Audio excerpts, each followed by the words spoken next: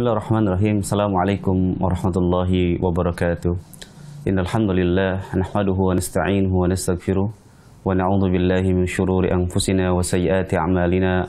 Man yahdihillahu fala mudilla lahu wa man yudlil fala hadiyalah. Wa asyhadu an la ilaha illallah wahdahu la syarikalah wa asyhadu anna Muhammadan abduhu wa rasuluh la nabiyya ba'dah. Alhamdulillah. Apa kabar para pemirsa dimanapun Anda berada? Senang sekali kami menemani Anda dalam program kajian di malam hari ini. Alhamdulillah para pemirsa yang dirahmati Allah Subhanahu wa Ta'ala, di hari Selasa kemarin pemerintah kita melalui Kementerian Agama Republik Indonesia telah mengadakan sidang isbat. Artinya apa? Para pemerintah melalui Kementerian Agama telah menetapkan tanggal 1 Zulhijjah. Walhamdulillah bertepatan dengan hari Rabu, dan malam hari ini insyaallah ta'ala telah masuk di tanggal 2 Zulhijjah. Dan sebagaimana kita ketahui, di bulan Zulhijjah ini banyak keutamaan dan amalan yang bisa kita laksanakan dan bisa kita amalkan. Di antaranya adalah melaksanakan ibadah kurban. Dan insyaallah ta'ala di kesempatan malam hari ini kajian kita spesial membahas tentang fikih kurban di tengah normal. Dan insyaallah ta'ala di malam hari ini saya tidak sendiri, saya ditemani oleh guru kita Al-Ustaz Abu Abdullah Syarul Fatwa hafizallahu ta'ala, yang insyaallah nanti Ustaz akan membahas tentang fikih bagaimana tata cara berkurban di tengah normal. Dan insyaallah ta'ala nanti juga kami akan memberikan kesempatan bagi Anda para pemirsa untuk bisa bergabung di malam hari ini dalam segmen soal jawab. Silakan bagi Anda yang sudah berniat berkurban dan memiliki permasalahan-permasalahan tentang fikih berkurban, silakan Anda mengajukan pertanyaan di nomor 081318294352. Dan bagi Anda yang ingin bertanya melalui layanan pesan singkat, silakan bisa mengirimkan pertanyaan di nomor 081314455557. Baik, bagi Anda yang ingin menelpon, silakan nanti tim kami akan membantu untuk menghubungi Anda. Silakan insyaallah dicatat poin-poin yang dirasa penting. Sebelum Ustaz memulai pembahasan, kita safat lebih dulu. Assalamualaikum warahmatullahi wabarakatuh. Waalaikumsalam warahmatullahi wabarakatuh. Gimana Ustaz malam hari ini? Sehat? Alhamdulillah baik. Insyaallah. Baik, Ustaz, pembahasan kita sangat menarik ya insyaallah taala. Mungkin diantaranya nanti karena malam hari ini, karena nanti insyaallah kalau tidak salah Ustaz ya, pemerintah juga sudah menetapkan tanggal 1 Zulhijjah hari Rabu, dan kemudian tanggal 10 Zulhijjahnya bertepatan dengan hari Jumat. Nah, insyaallah nanti akan dikupas oleh Ustaz. Kami persilakan kepada Ustaz untuk memulai pembahasan malam hari ini. Baik. Bismillahirrahmanirrahim. Assalamualaikum warahmatullahi wabarakatuh. Alhamdulillahirabbil alamin. Wassalatu wassalam ala Rasulillah Nabiyina Muhammadin wa ala alihi wa sahbihi wa man tabi'ahum bi ihsanin ila yaumiddin. Asyhadu an la ilaha illallah wahdahu la syarikalah wa asyhadu anna Muhammadan abduhu wa rasuluhu la nabiyya ba'dah.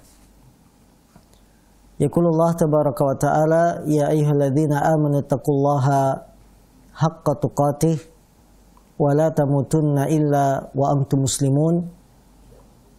Wa qala aidha ya ayyuhan nasu taqu rabbakum alladhi khalaqakum min nafsin wahidah wa khalaqa minha zawjaha wa batha minhuma rijalan katsiran wa nisaa'a wattaqullaha alladhi tasaaluna bihi wal arham innallaha kana 'alaikum raqiba.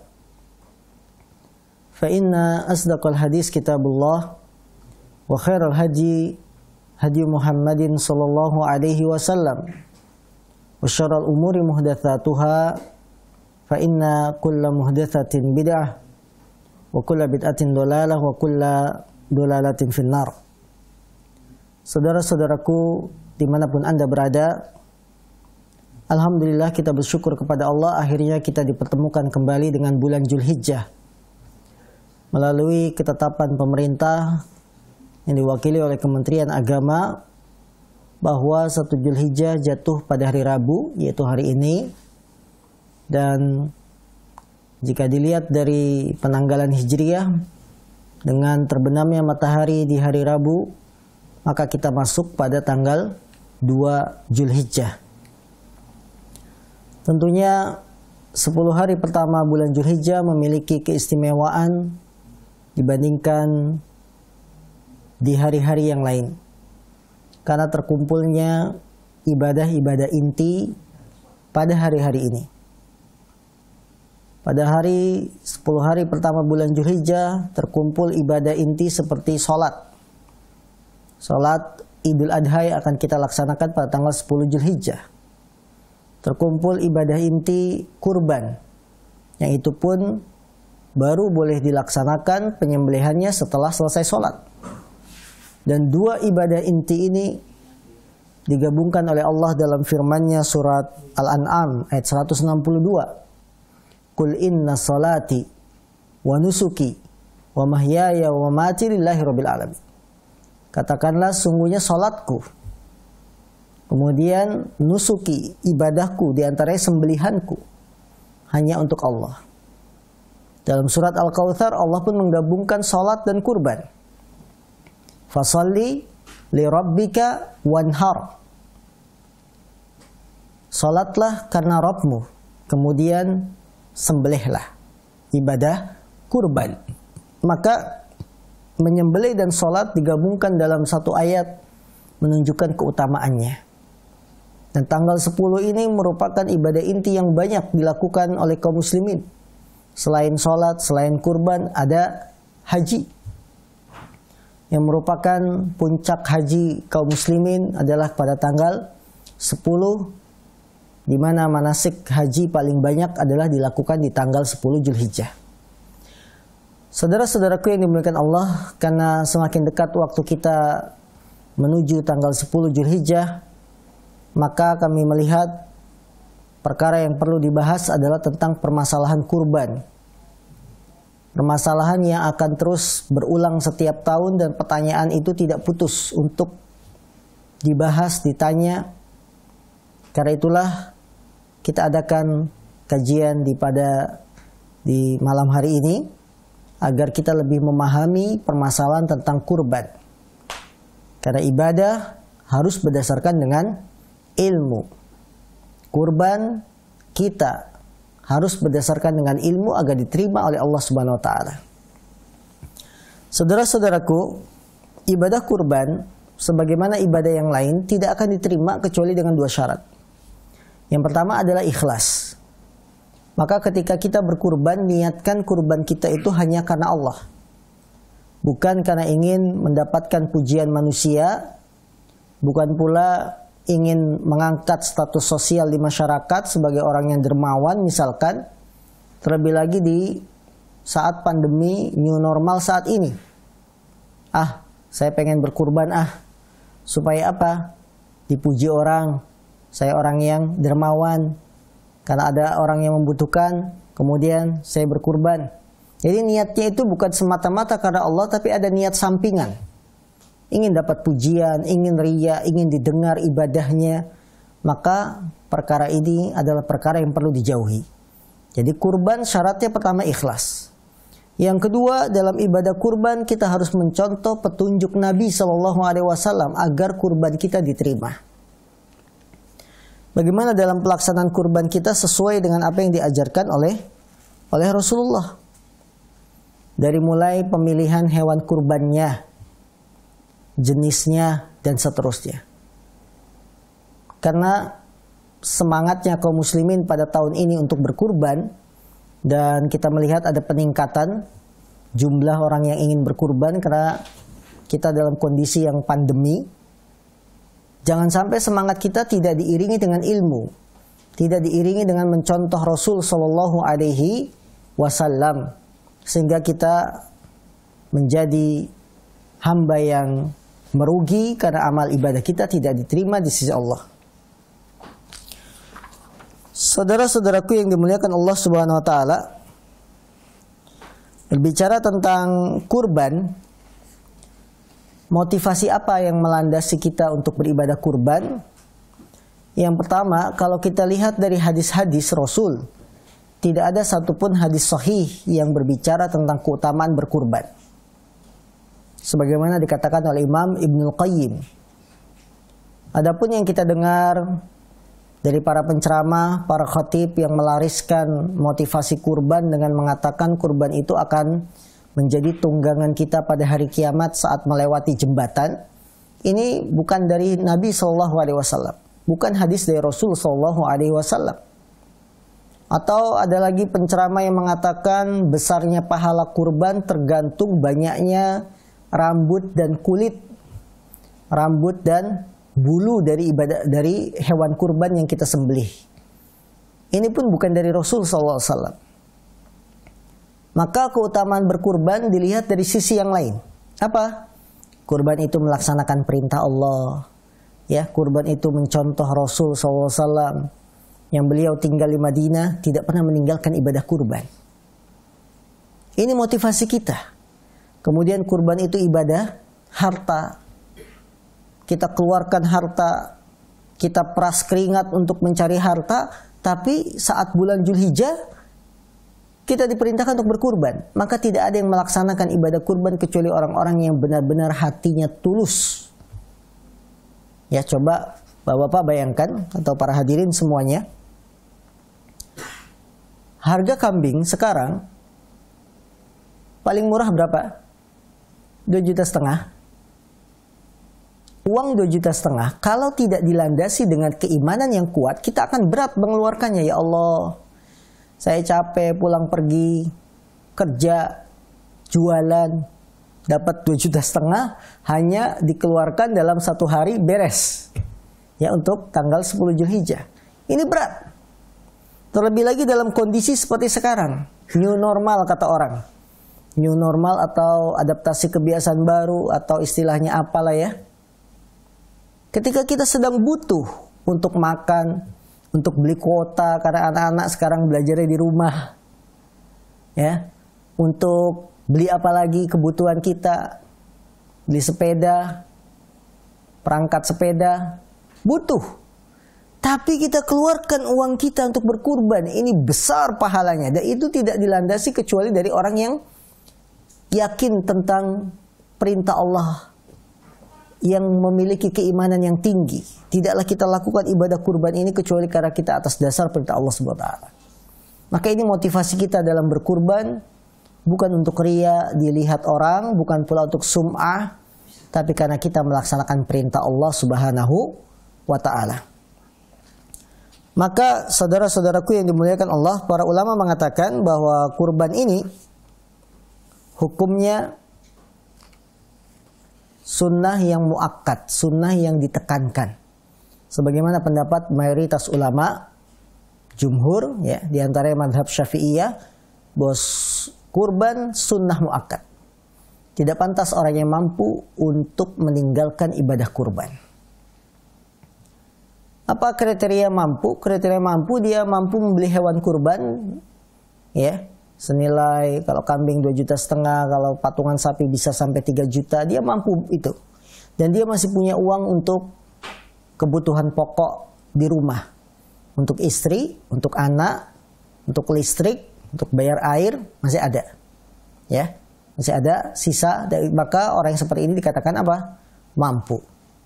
Bagaimana kalau tidak mampu berhutang? Pada dasarnya, Islam tidak memberatkan seseorang kecuali sesuai dengan kemampuan. Kalau seorang tidak mampu berkurban, kemudian dia ingin berhutang, dilihat kondisinya. Jika dia bisa membayar hutangnya, maka berhutang untuk kurban baik. Namun kalau tidak mampu untuk membayar hutangnya, maka jangan memaksakan diri berhutang supaya bisa berkurban. Karena sebuah kaidah menyebutkan Allah tidak membebani kita kecuali sesuai kemampuan. Allah berfirman, la yukallifullahu nafsan illa wus'aha. Tidaklah Allah membebani seorang jiwa kecuali sesuai dengan kesanggupannya. Saudara-saudaraku yang dimuliakan Allah, kita sudah masuk di tanggal 2 Zulhijjah. Maka bagi yang ingin berkurban tidak boleh memotong rambut, kuku mulai kemarin malam. Jadi kemarin malam kan sudah sidang isbat, ditetapkan 1 Zulhijjah jatuh pada hari Rabu. Maka malam Rabu itu sudah 1 Zulhijjah. Sejak saat itu yang ingin berkurban dia tidak boleh lagi memotong rambutnya, kukunya, dan mencabut kulitnya. Hal ini berdasarkan hadis yang dikeluarkan oleh Imam Muslim. Bahwasanya Rasulullah SAW beliau bersabda, fa idza uhilla hilalu dzilhijjah fala ya'khudanna min sya'rihi wala min adfarihi syai'an hatta yudahhiya. Apabila hilal Dzulhijjah sudah kelihatan dan salah seorang di antara kalian ingin kurban, maka janganlah dia mengambil dari rambutnya, tidak pula dari kukunya sedikit pun, sampai dia menyembelih hewan kurbannya, sampai hewan kurbannya itu disembelih. Maka bagi yang ingin berkurban, Anda harus ingat, walaupun waktunya lama, 10 hari kurang lebih, jangan coba-coba potong kuku, jangan coba-coba potong rambut, karena hukumnya haram dan dosa. Ya, larangan ini berlaku hanya untuk sahibul kurban, yang berkurban saja. Adapun yang diikutkan dalam hal pahala tidak termasuk. Kita beli kambing satu, suaminya yang beli, dan istri anak diikutkan dalam hal pahala, maka istri dan anak tidak terkena larangan. Yang terkena larangan siapa? Hanya yang membeli kambing. Dalam hal ini adalah suaminya. Begitupun apabila kita patungan sapi 7 orang, maka 7 orang ini yang terkena larangan tidak boleh memotong rambut, memotong kuku. Adapun yang diikutkan dalam hal pahala, dia tidak terkena larangan. Apabila ada yang bertanya, apa hikmahnya orang yang ingin berkurban tidak boleh memotong rambut kukunya? Hal ini tidak ada lain agar kita mencocoki sebagian perbuatan jamaah haji. Jamaah haji apabila sudah ihram masuk manasik tanggal 8 Dzulhijjah, dia sudah berlaku larangan-larangan. Tidak boleh potong kuku, tidak boleh potong rambut. Demikianlah orang yang ingin berkurban. Sampai nanti tahallul tanggal 10. Ya, jadi jamaah haji tanggal 10 itu ada 2 tahallul. Tahallul kecil, tahallul asgor namanya, dengan tahallul akbar. Tahallul asgor bisa terwujud dengan melempar jumroh akobah dan cukur rambut. Sudah disebut tahallul asgor. Ya. Kalau tahallul akbar harus diiringi dengan tawaf haji dan sa'i haji. Baru tahallul akbar. Nah, seorang yang berkurban pun demikian. Mulai kemarin malam dia sudah tidak boleh potong rambut, potong kuku dan sebagainya. Saudara-saudaraku yang dimuliakan Allah, kesimpulannya bahwa kita hendaklah yang memiliki kemampuan tidak meninggalkan ibadah kurban. Sahabat Abdullah bin Umar menuturkan bahwa Rasulullah SAW beliau selama di kota Madinah 10 tahun beliau selalu berkurban. Karena Nabi itu pindah ke Madinah dan itulah tahun pertama Hijriyah.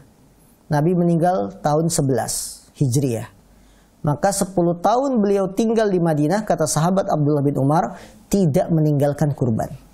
Dan beliau mengatakan, man wajadalahu sa'atan walam yudahi fala yaqrabanna masjidana.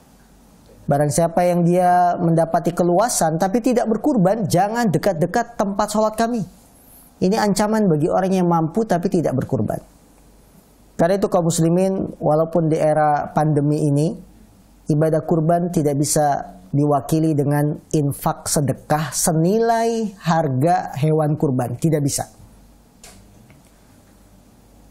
Kalau ada yang mengatakan 2,5 juta itu kan banyak.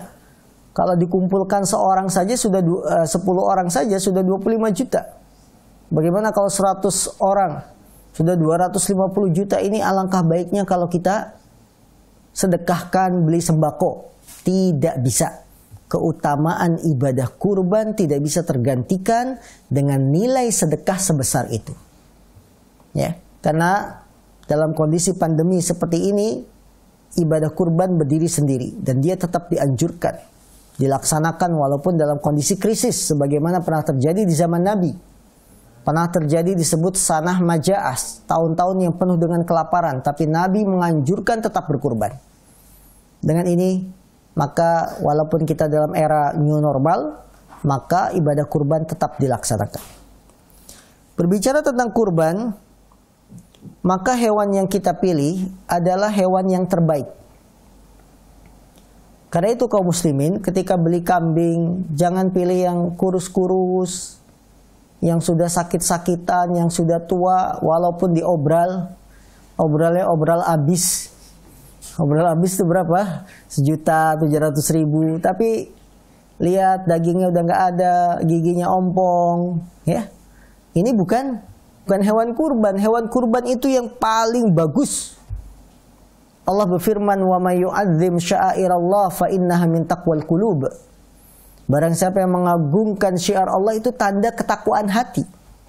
Kurban itu syiar Allah. Kalau kita memilih yang terbaik, maka itu tanda ketakwaan hati kita. Ya. Dan Nabi SAW, beliau berkurban, pernah satu saat berkurban dengan kambing yang memiliki badannya besar, bertanduk bagus. Nah, maka dalam berkurban kita memilih yang terbaik. Kemudian jenis hewannya terbatas pada binatang ternak. Apa saja? Onta, sapi, dan kambing. Urutan yang terbaik dalam ibadah kurban, satu orang berkurban dengan satu ekor onta. Ini Masya Allah, kalau ada satu orang kurbannya satu ekor onta, dia ranking nomor 1. Urutan kedua, satu orang kurban dengan satu ekor sapi. Ada banyak. Kalau ada satu orang kurban dengan satu ekor sapi, maka dia menduduki peringkat kedua. Peringkat ketiga, satu orang kurban dengan satu ekor kambing. Nah, ini urutan keberapa? Ketiga. Ya, dilihat satu orang kurban dengan satu ekor onta. Ini urutan pertama, yang paling baik. Satu orang kurban dengan satu ekor sapi. Ini urutan kedua. Satu orang kurban dengan satu ekor kambing. Urutan ketiga. Urutan keempat, 7 orang patungan onta. 7 orang patungan satu ekor onta. Urutan kelima, 7 orang patungan satu ekor sapi. Inilah 5 urutan kurban yang terbaik. Kalau ada orang kurban satu orang satu ekor sapi, ini besar. Yang seharusnya dia patungan 7, tapi dia tidak. Saya ingin kurban satu orang dengan satu ekor sapi saja. Maka dia menunjukkan ketakwaannya tinggi. Dia menunjukkan pengagungannya kepada Allah sangat besar. Maka dia berhak mendapatkan pahala yang besar. Berbicara tentang hewan kurban, maka perhatikan usia hewannya. Karena Nabi bersabda, la tatbahu illa musinnatan. Janganlah kalian menyembelih hewan kecuali yang musinnah. Musinnah itu yang cukup umurnya. Kalau onta yang sudah berumur genap 5 tahun. Kalau sapi yang sudah genap berumur 2 tahun. Kambing yang sudah genap berumur berapa? Kambing 1 tahun. Kalau domba boleh 6 tahun, ya. 6 bulan, ya. Mohon maaf, 6 bulan. Jadi diulang, onta yang sudah genap berumur 5 tahun. Sapi yang sudah genap berumur 2 tahun. Kambing yang sudah genap berumur 1 tahun. Dan domba genap berumur 6 bulan. Ini usianya. Maka jangan beli sapi yang usianya 7 tahun. Ya, 10 tahun, itu sudah kakek-kakek, bukan tua lagi, sudah kakek-kakek. Yang sudah tidak ada dagingnya, yang sudah kurus, ini. Maka perhatikan usia ketika kita membeli hewan kurban. Kemudian berbicara tentang hewan kurban, tidak lengkap kalau kita tidak berbicara tentang cacat.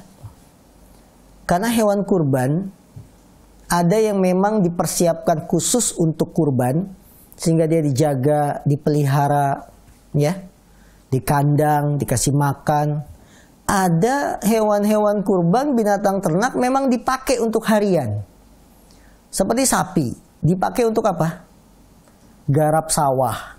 Kerbau dipakai untuk garap sawah, ya.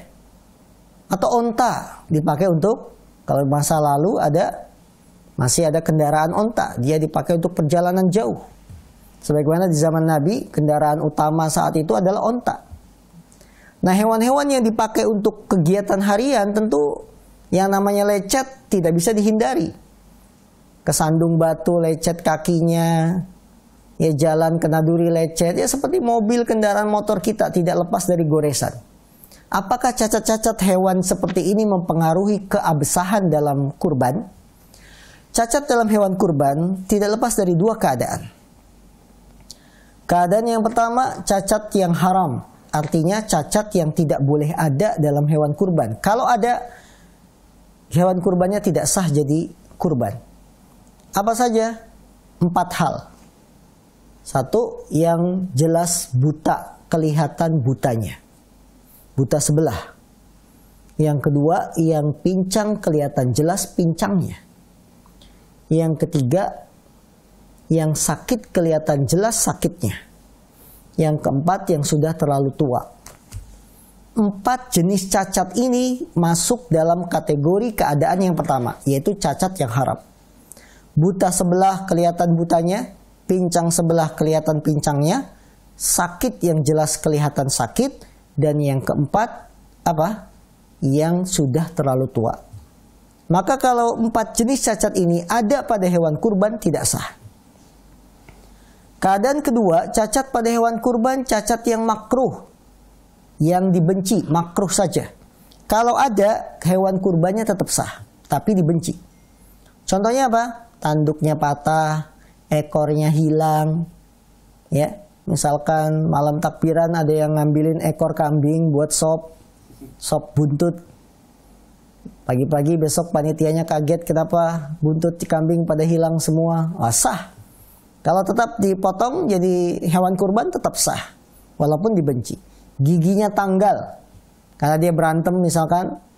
Kambing itu kalau satu kandang baru ketemu, campur kan, nggak pernah ketemu sebelumnya, berantem, patah tanduknya, tanggal giginya, sah. Ini cacat hewan dalam hewan kurban. Kurban, sebagaimana sudah kita ketahui, hanya pada 3 jenis binatang ternak. Onta, sapi, dan kambing. Lantas untuk berapa orangkah hewan-hewan binatang ternak ini? Onta bisa menerima patungan 7 orang. Begitupun sapi bisa menerima patungan 7 orang. Adapun kambing tidak menerima patungan. Hanya 1 orang saja yang membeli hewan kambing tersebut. Maka hewan kambing tidak sah lebih dari 1 orang. Adapun masalah pahala itu luas. Jadi para pemirsa yang dimuliakan Allah SWT, harap dibedakan antara bergabung dalam hal pembelian hewan kurban dengan bergabung dalam hal pahala. Kalau dalam hal pembelian hewan kurban, kambing itu hanya 1 yang beli. Tidak nerima gabungan patungan yang lain. Hanya 1 orang yang beli kambing.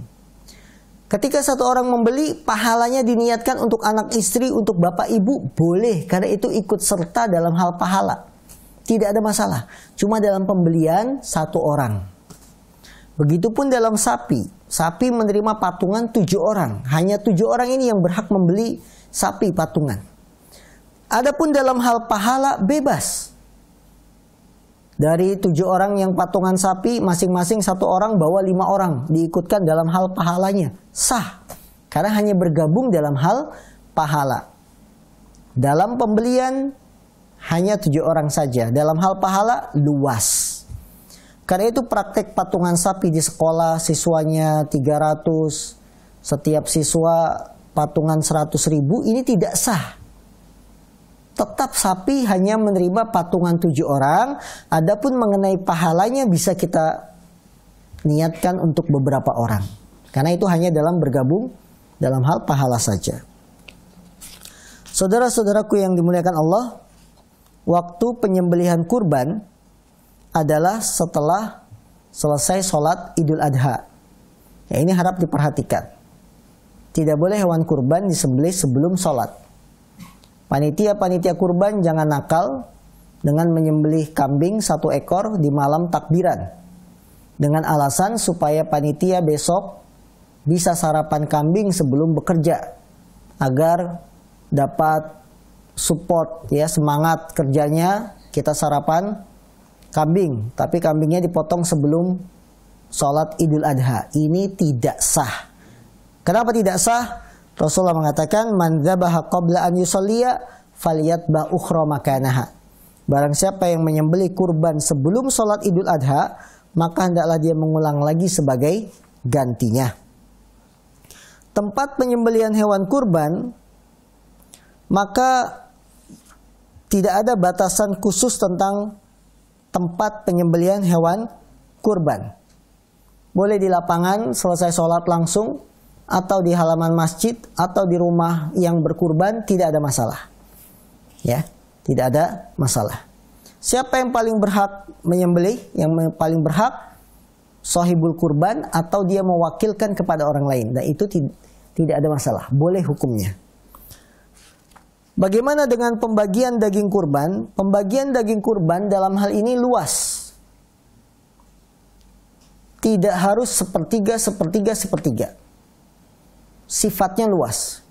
Kenapa luas? Karena Nabi SAW satu hari berkurban dengan 5 ekor onta dan beliau tidak makan sama sekali. Beliau mengatakan, barang siapa yang mau daging kurban ini, ambillah. Artinya, dalam pembagian hewan kurban, silakan diatur sebaik mungkin. Panitia mau dapat 2 kantong, boleh. Yang punya kupon dapat 1 kantong, silakan. Diatur. Jadi, sabda Nabi, makanlah, simpanlah, sedekahkanlah, bukan menunjukkan harus dibagi sepertiga, sepertiga, sepertiga. Ya, itu hanya anjuran. Tidak menunjukkan wajib harus sepertiga. Artinya kalau kita nyimpennya kurang dari sepertiga berarti nggak boleh. Atau lebih dari sepertiga itu nggak boleh.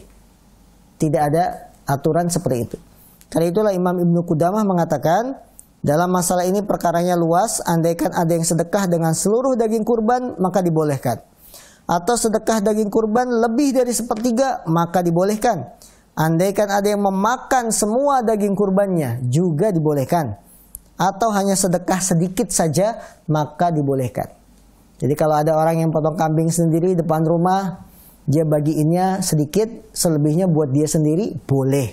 Tidak ada masalah dalam hal ini. Kemudian hal-hal yang dilarang dalam hewan kurban diantaranya adalah menjual hewan kurban atau menjual bagian hewan kurban seperti kulitnya. Maka para panitia kurban tidak boleh menjual kulit, dan hendaklah dia berkoordinasi dengan orang-orang yang berhak dapat kulit. Kemudian kita katakan, kami siap menjualkan kulit yang kalian dapatkan, kemudian uangnya diberikan kepada yang berhak, yang sudah ditunjuk.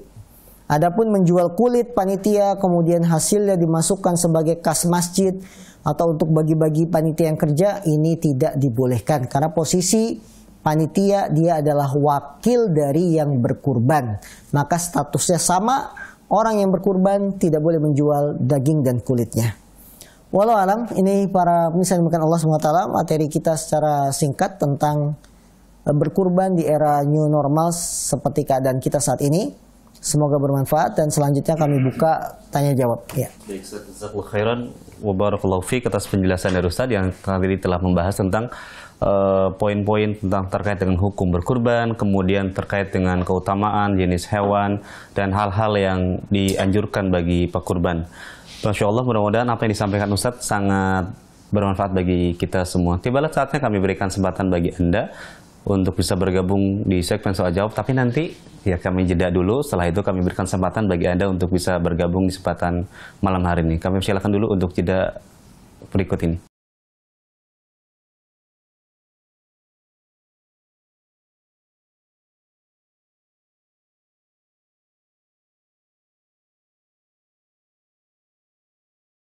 Para pemirsa yang dirahmati Allah Subhanahu wa taala, tibalah saatnya kami berikan kesempatan bagi Anda untuk bisa bergabung dalam segmen soal jawab. Alhamdulillah, insyaallah sudah banyak beberapa pertanyaan yang sudah masuk di tablet kami, dan insyaallah nanti mohon bersabar, kita akan bacakan satu persatu. Sebelum kita bacakan pertanyaan-pertanyaan yang sudah masuk melalui via SMS atau WhatsApp, kita berikan kesempatan dulu bagi yang ingin bergabung melalui layanan telepon. Silakan menghubungi kami di nomor 0813 18294352. Baik, apakah sudah telepon yang masuk? Belum. Baik, kita akan bacakan dulu beberapa pertanyaan yang sudah masuk. Yang pertama Ustadz, kita bacakan dari penanya di Sukabumi Ustadz. Assalamualaikum warahmatullahi wabarakatuh.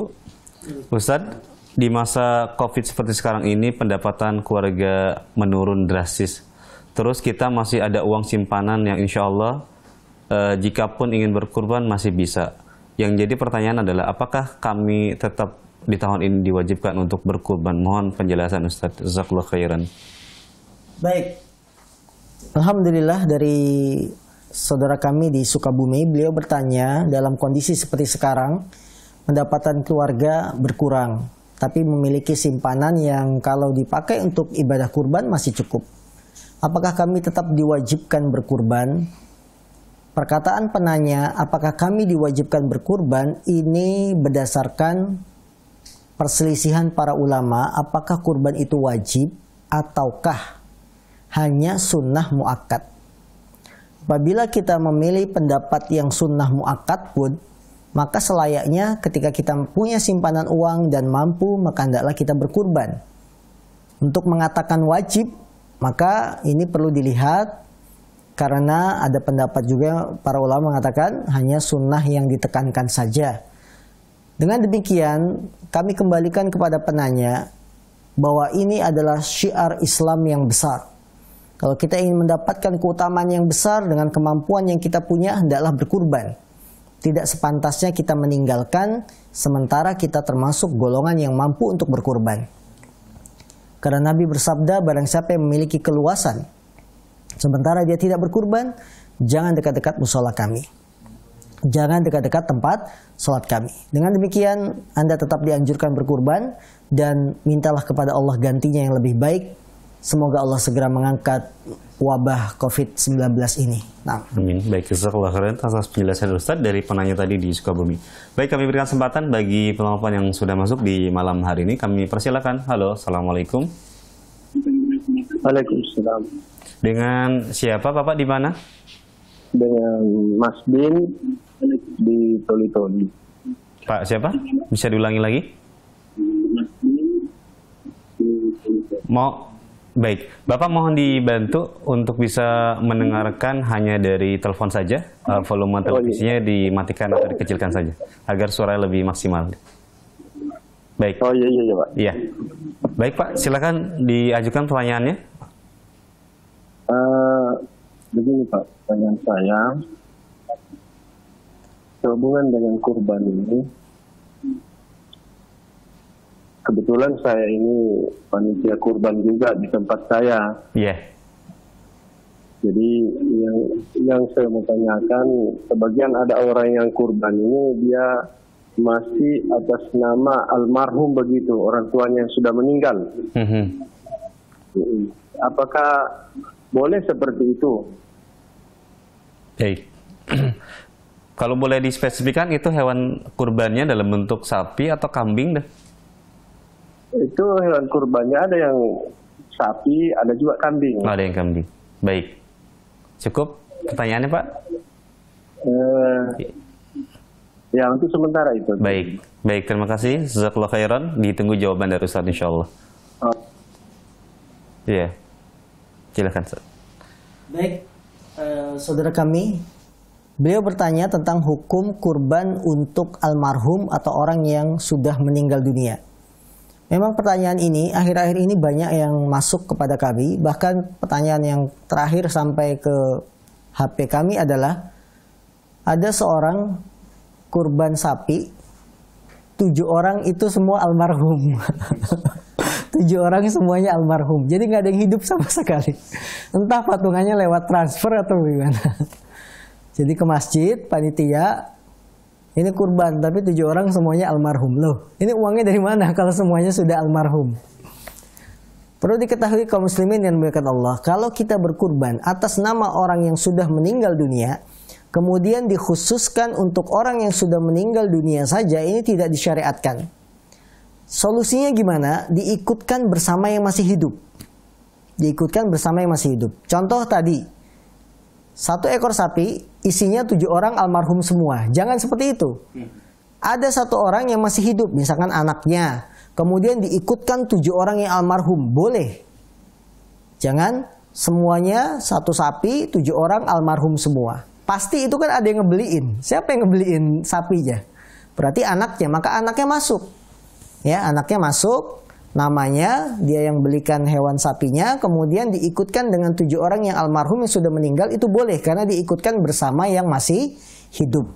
Adapun khusus 1 kambing, khusus 1 almarhum, 1 sapi buat 7 orang almarhum, khusus tidak ada yang hidupnya, maka ini tidak disyariatkan karena Nabi tidak pernah mencontohkan seperti itu.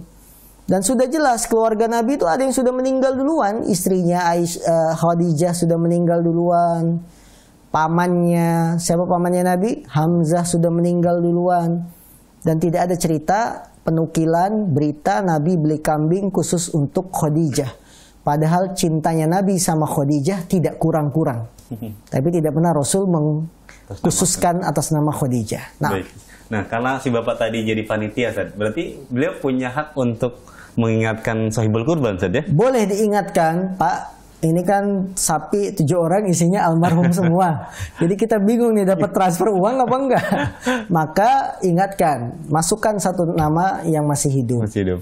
Ya, agar bisa selamat dari kesalahan. Nah, baik, Ustaz. Jazakallahu khairan atas jawaban dari Ustaz. Tanya tadi seperti dari suara logat seperti dari NTB, Ustaz. Baik, iya. Baik.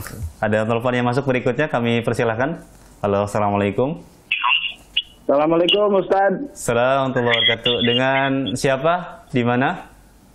Dengan Pak Kar di Cikarang Barat ini Ustaz. Masya Allah, Pakar di Cikarang Barat. Ini Pakar Soim atau Pakar?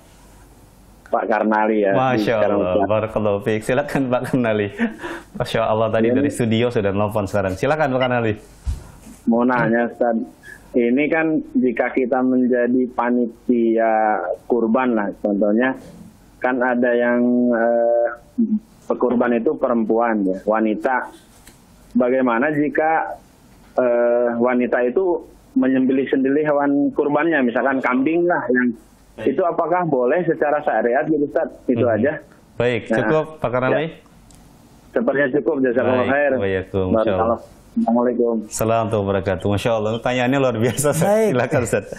Bolehkah seorang wanita menyembelih hewan kurbannya sendiri?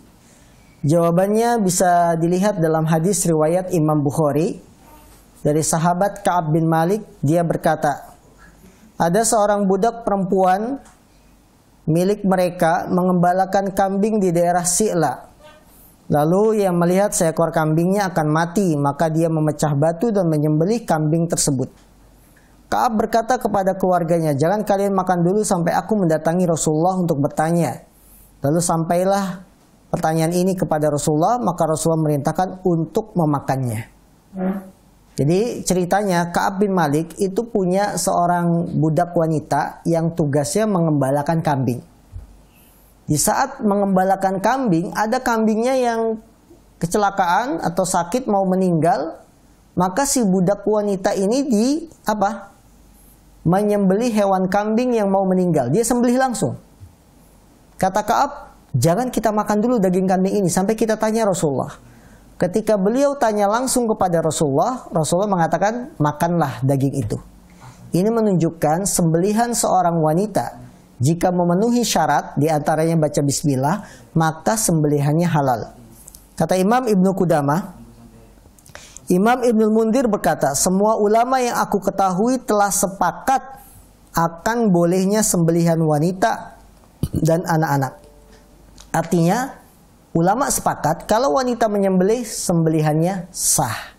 Berdasarkan hadis riwayat Imam Bukhari. Nah, baik, jazakallahu khairan atas jawaban dari pertanyaan Pak Karnali ya di Cikarang Barat. Baik, ada telepon yang berikutnya yang masuk. Kami persilahkan. Halo, assalamualaikum. Terputus. Baik, kita berikan kesempatan dulu bagi pertanyaan melalui WhatsApp Ustaz dari Zikri di Bogor. Assalamualaikum warahmatullahi wabarakatuh. Ustaz, apabila kita berkurban apabila kita sekeluarga berkurban dengan seekor sapi, apakah ketika menyembelih sapi tersebut disebutkan semua nama 6 orang yang berkurbannya atau kepala keluarganya saja, Ustaz? Mohon penjelasannya. baik. Dari saudara kami di Bogor, beliau bertanya, kalau kami sekeluarga sembelih atau berkurban dengan kurban sapi? Apakah ketika menyembelih harus disebutkan semua nama 7 orang ini? Jawabannya tidak.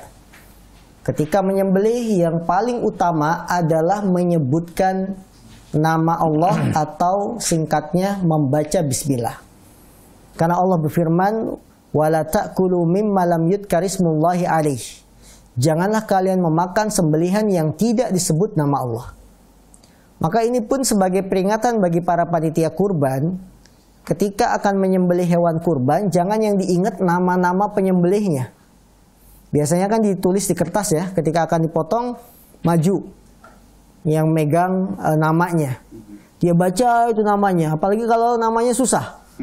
Dia sebutkan nama penyembelihnya, nama pekurbannya, tapi dia lupa baca bismillah. Ini tidak sah. Jadi yang menjadi syarat penyembelihan adalah baca bismillahnya, bukan menyebutkan nama sahibul kurban. Kalau kita sebut nama sahibul kurban, tidak baca bismillah, tidak sah kurbannya. Kalau kita baca bismillah, tidak nyebut nama sahibul kurban, sah kurbannya. Karena amalan itu tergantung niat. Ya cukup dengan niat ini buat si dia, sudah cukup. Ya. Pahalanya juga sampai. Pahalanya juga sampai, tidak akan keliru. Karena Allah Maha tahu. Yang jadi masalah kita ingat nama sahibul kurban tapi baca bismillahnya tidak ingat. Ya. Baik, Ustaz, dari pertanyaan dari Zikri di Bogor tadi sudah jawab Ustaz. Baik, kita berikan kesempatan penelpon yang masuk kembali. Belum? Baik, kita bacakan berikutnya. Sudah ada yang masuk kembali, kami persilakan. Oh, ya. Assalamualaikum. Halo. Waalaikumsalam. Dengan siapa, di mana Bapak? Haji Suhail di Sopeng, Sulawesi Selatan. Pak Suhail di Kopen. Baik, silakan. Pertanyaannya. Gini Pak, yang saya tanyakan yaitu bahwa yang apakah yang punya kewajiban ini berkurban adalah kepala keluarga atau semuanya ini, semua seisi Keluarga. atau seisi rumah? Baik. Ya. Baik, cukup pertanyaan Bapak? Ya. Terima kasih Pak. Baik, ditunggu jawabannya dari Ustaz insyaallah. Ya. Baik, dari pertanyaan di Sulawesi Selatan, silakan Ustaz. Baik, saudara kami di Sulawesi Selatan, siapakah yang mempunyai kewajiban untuk berkurban? Jawabannya adalah yang punya kemampuan. Karena Nabi mengatakan, man wajada sa'atan. Ya, man wajada sa'atan. Siapa yang menjumpai, menemui kemampuan. Ya, dia memiliki kemampuan. Dalam bahasa Arab, man itu artinya siapa. Ini termasuk alfazul umum, lafaz yang fungsinya umum. Siapapun dia yang punya kemampuan berkurban, maka hendaklah berkurban. Apakah dia suami, apakah dia istri, ataukah dia anak. Kita sebagai anak, sudah pisah rumah dengan orang tua, kemudian punya kemampuan untuk berkurban, maka si anak pun dituntut untuk berkurban. Bukan hanya tanggung jawab kepala keluarga. Istri di rumah punya kemampuan. Kenapa? Karena dia juga punya celengan, punya tabungan. Dia jualan apa begitu ya? Yang beku-beku dijual, es batu dijual, apalagi yang beku. Dia punya tabungan. Maka istri yang punya kemampuan juga dituntut untuk berkurban. Tidak hanya kepala keluarga saja. Yang masih bujang, kalau dia mampu kurban, walaupun dia belum punya pasangan. Dia belum jadi kepala keluarga. Sepeda dia bisa beli 4 juta, kurban 2,5 juta nggak mampu. Maka dia pun harus mampu untuk berkurban. Ya. Dengan demikian, kurban itu bukan kewajiban kepala keluarga saja, atau yang sudah berkeluarga saja, tidak. Tapi setiap orang yang memiliki kemampuan, sekalipun dia belum punya pasangan, tapi punya penghasilan, maka dia wajib berkurban. Ya, baik, insyaallah. Ya, mudah-mudahan ini yang bujang-bujangan tidak merasa apa saja membela diri ya Ustaz ya. Masyaallah. Baik, jazakallahu khairan Ustaz atas jawabannya. Kita berikan kesempatan pertanyaan melalui WhatsApp dari pemirsa di Tangerang Ustaz. Ustaz, mohon izin bertanya, Di tempat kami, di tempat anak kami, tukang jagal biasanya diberi pembayaran 1 juta. Tapi dia meminta syarat Ustadz ke panitia untuk diberikan kulit dan isi perut. Bagaimana hukumnya Ustadz? Jeroan ya. Bagaimana Ustadz hukumnya? Apakah hal itu diperbolehkan? Jazakumullahu khairan. Baik. Penanya dari Tangerang, tukang jagal hendaklah kita berikan upah lelahnya, upah kerjanya itu dari kantong kita sendiri, dari kas masjid atau kas panitia. Dan tadi sudah disebutkan nilainya bahwa tukang jagal diberikan upahnya 1 juta. Tapi di samping itu dia juga meminta syarat, diantaranya bagian kulit dan jeroan buat saya ya. Permasalahan ini, kalau dia sudah diberikan upah senilai 1 juta, kemudian masih minta kulit dan jeroan, maka panitia bisa melihat kalau memang tukang jagal ini kita berikan kulit dan jeroan sebagai haknya, sebagai orang yang diberikan daging, memang dia berhak untuk mendapatkan bagian kurban, maka statusnya sebagai hadiah. Boleh. Misalnya tukang jagal ini miskin. Ya. Miskin, dia profesinya hanya tukang jagal yang setahun sekali, kemudian minta tambahan ada kulit dan jeroan. Kalau memang dia miskin, memang berhak diberikan bagian daging kurban, tapi dia mintanya kulit dan jeroan, tidak ada masalah. Kita memberikannya sebagai hadiah untuknya, bukan sebagai upah dari lelah kerjanya tukang jagal. Karena sudah kita berikan upahnya berupa uang, setelah itu kita berikan tambahan kulit dan jeroan sebagai hadiah, maka hal itu dibolehkan. Nah, baik, jazakallahu khairan atas jawaban Ustadz. Kita berikan kesempatan berikutnya, penanya berikutnya. Ustadz, bolehkah daging kurban diberikan kepada saudara non-muslim, Ustadz? Saudara muslim yang susah, afwan Ustadz. Saudara muslim yang kesusahan, Ustadz. Apakah diperbolehkan, Ustadz?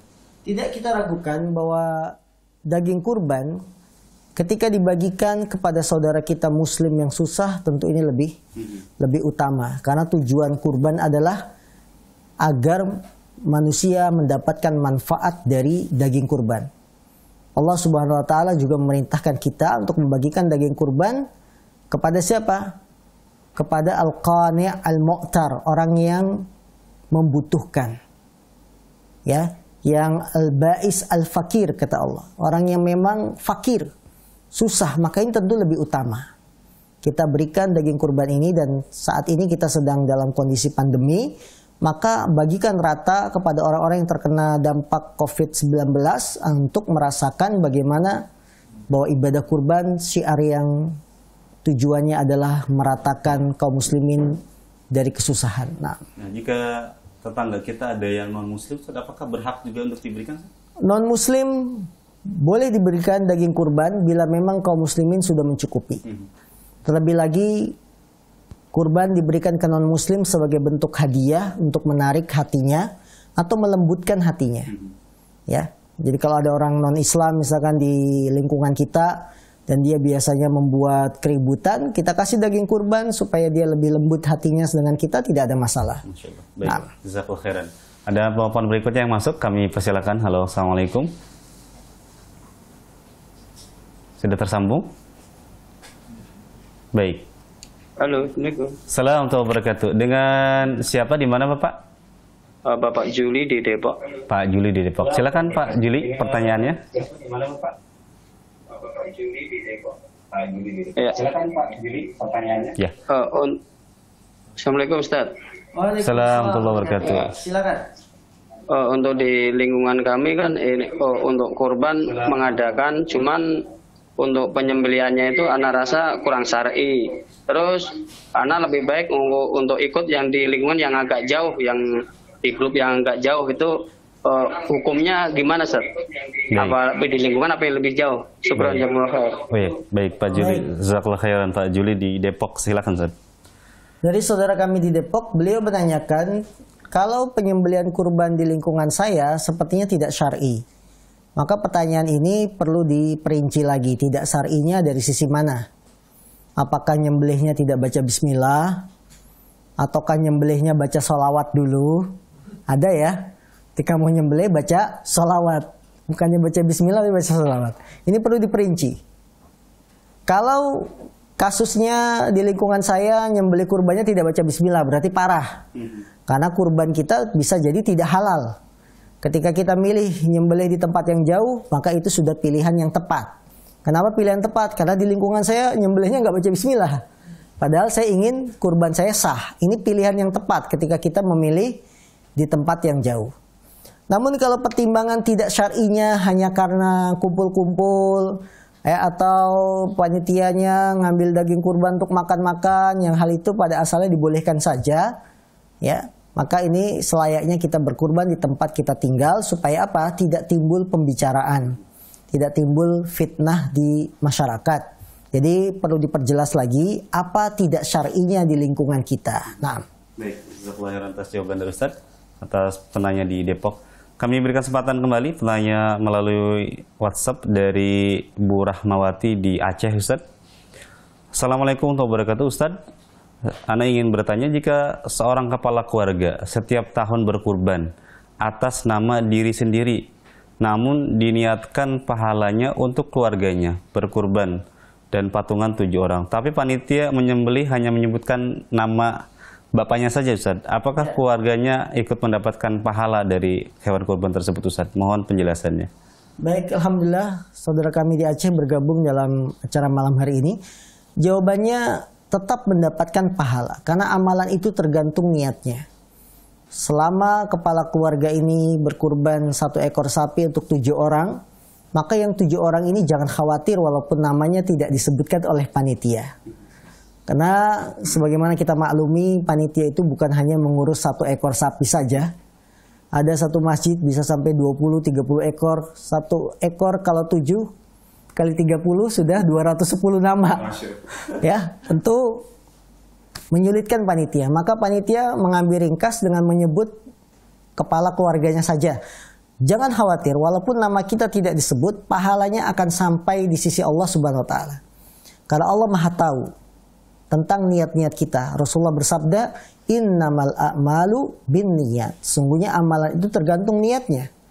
Ketika kita patungan sapi, 7 orang ini patungan beli 1 ekor sapi, maka sudah tetap pahalanya di sisi Allah walaupun kita tidak disebut namanya, atau anggaplah nama kita tidak masuk dalam daftar yang berkurban.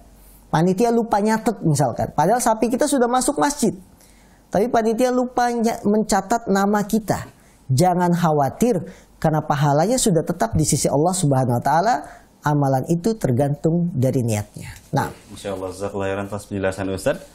Kita bacakan tanya berikutnya, Ustaz, dari Pak Katarudin di Mataram, Nusa Tenggara Barat, Ustaz. Assalamualaikum warahmatullahi wabarakatuh. Ustaz, mohon penjelasan. Apakah ada perbedaan niat berkurban yang sifatnya nazar dengan kurban biasa, Ustaz? Mohon penjelasannya, Ustaz. Baik, Pak Nazarudin ya di Lombok, Nusa Tenggara Barat. Apakah ada perbedaan dengan antara kurban yang sifatnya nazar dengan kurban yang sifatnya biasa? Kurban yang sifatnya nazar ini wajib ditunaikan. Wajib ditunaikan. Karena Rasulullah mengatakan, man nadhara ayyuti Allah falyuti'hu. Barang siapa yang bernazar untuk menjalankan ketaatan kepada Allah, hendaklah dia penuhi nadarnya. Para ulama sepakat bahwa nazar, kurban untuk nazar hukumnya wajib ditunaikan, wajib ditunaikan. Adapun kurban biasa yang biasa kita lakukan di setiap tahun, maka apabila kita punya kemampuan, tidaklah berkurban. Namun bila kita tidak memiliki kemampuan, maka tidaklah dosa kalau kita tidak berkurban. Adapun kurban nazar, mampu tidak mampu, dia harus laksanakan. Karena ini termasuk jenis ketaatan yang harus dilakukan. Karena sifatnya apa? Nazar. Wallahu ta'ala. Nah. Baik, jazakallahu khairan dari Pak Katarudin di Mataram, Nusa Tenggara Barat atas tanyaan tadi yang sudah disampaikan ke Ustadz. Kita berikan kesempatan kembali telepon yang ingin bergabung di malam hari ini. Sudah ada yang masuk kembali? Belum. Baik, kita bacakan kembali tanyaan berikutnya dari Sukabumi, Ustadz. Ustadz, mohon penjelasan bagaimana jika kulitnya hewan kurban kita hibahkan ke masjid. Apakah perkara ini diperbolehkan, Ustadz? Mohon penjelasannya, Ustadz. Baik, masalah kulit. Bolehkah kulit itu kita hibahkan kepada masjid? Ketahuilah kaum muslimin yang dimuliakan Allah, sahibul kurban atau yang berkurban, ketika dia membeli kambing, membeli sapi, maka dia tidak seenaknya bisa mengatur sendiri hewan kurban yang sudah dibeli. Termasuk dalam hal ini, tidak seenaknya mengatur sendiri adalah hewan kurban atau bagian hewan kurban, ya, tidak boleh kita hadiahkan selama sebelum disembelih. Tidak boleh dihadiahkan, tidak boleh dihibahkan. Nah, ketika sekarang panitia masjid statusnya sebagai wakil dari orang yang berkurban, maka secara otomatis wakil itu menduduki posisi orang yang berkurban. Maka dia tidak boleh menjual atau menghadiahkan seenaknya hewan kurban yang sudah disembelih. Dengan demikian menghadiahkan kulit kepada panitia, kalau memang dia bukan sebagai wakil, ya, maka tidak dibolehkan. Karena posisinya dia sebagai wakil, seperti pengkurban. Kecuali, begini kasusnya. Ada yang berkurban, kambing, motong kambingnya di rumah. Kambing dipotong, caca-caca, daging dibungkusin, kulit dibungkusin. Bagian kulit dikasih ke masjid. Itu boleh, karena sudah dihadiahkan ke masjid. Yang menjadi masalah sekarang kan, panitia masjid itu mengurusi kulit sendiri, dijual sendiri, kemudian uangnya diambil untuk kas masjid. Panitia masjid itu statusnya wakil dari yang berkurban, dia tidak bisa seperti itu. Nah, Ustaz, dari pertanyaan dari Bu Ade di Sukabumi, mungkin kami mohon maaf pertanyaan tersebut sebagai penutup Ustaz di malam hari ini karena keterbatasan waktu kita. Sebelum ditutup ada ikhtitam dari Ustaz di malam hari ini, kami persilahkan. Baik, saudara-saudaraku yang dimuliakan Allah Subhanahu wa taala, alhamdulillah kami melihat animo masyarakat untuk berkurban pada tahun ini, tahun pandemi, tahun krisis sangat besar. Maka ini adalah sebuah nikmat yang harus kita syukuri. Bagaimana kesadaran kita sebagai sesama kaum muslimin meningkat di saat saudara-saudara kita membutuhkan, kemudian kita menyalurkan kelebihan kita dengan cara berkurban. Kita meminta kepada Allah Subhanahu wa taala pahala yang besar. Karena orang yang beribadah di saat kondisi kacau, kondisi tidak stabil, pahalanya sangat besar. Nabi bersabda, al-ibadatu fil haraj ka hijratin ilayya. Beribadah di saat kondisi kacau, kondisi krisis, itu bagaikan orang yang berhijrah kepadaku, yaitu orang yang hijrah dari Mekah ke Madinah. Tentu pahalanya sangat besar. Karena itu kaum muslimin, semangat kita untuk mendapatkan pahala besar dengan berkurban, iringilah dengan ilmu yang benar, dengan pelaksanaan yang sesuai yang diajarkan oleh Nabi kita yang mulia sallallahu alaihi wasallam. Semoga kurban kita diterima di sisi Allah Subhanahu wa taala. Wallahu a'lam. Baik, jazakumullahu khairan wa barakallahu fiik atas penjelasan dari Ustaz Syarul Fatwa yang tadi telah menjelaskan tentang fikih kurban di tengah new normal. Mudah-mudahan bermanfaat dan kita bisa ambil pelajaran di tengah new normal seperti ini. Baik para pemirsa yang dirahmati Allah Subhanahu wa taala, kami mengucapkan jazakumullahu khairan kepada Ustaz yang memberikan faedah ilmu kepada kita semua, dan kami juga tak lupa mengucapkan jazakumullahu khairan kepada seluruh pemirsa Ahsan TV yang malam hari ini Masya Allah sangat luar biasa sekali. Ada beberapa pemirsa yang menghubungi kami dari Aceh, dari NTB, kemudian dari Lampung, kemudian dari Sulawesi, yang mohon maaf sekali lagi mungkin karena keterbatasan waktu kita di malam hari ini tidak semua pertanyaan yang sangat banyak di malam hari ini kita bacakan satu persatu. Insyaallah taala pertanyaan-pertanyaan ini akan kita coba jawab sedikit-sedikit, mudah-mudahan bisa menjawab permasalahan-permasalahan Anda. Kami kru yang bertugas pada kesempatan malam hari ini mohon maaf jika ada kekurangan. Kita tutup. Subhanakallahumma wa bihamdika asyhadu an la ilaha illa anta astaghfiruka wa atubu ilaik. Assalamualaikum warahmatullahi wabarakatuh.